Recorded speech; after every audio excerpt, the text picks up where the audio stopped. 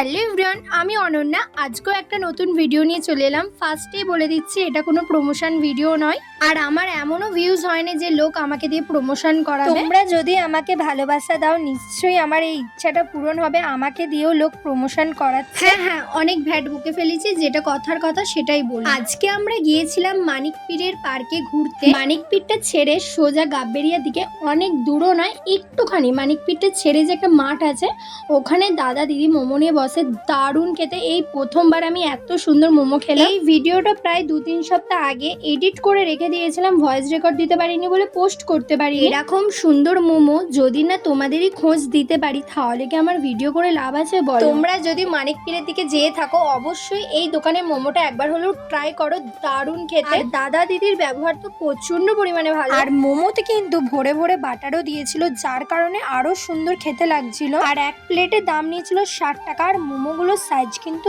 ভালোই বড় ছিল।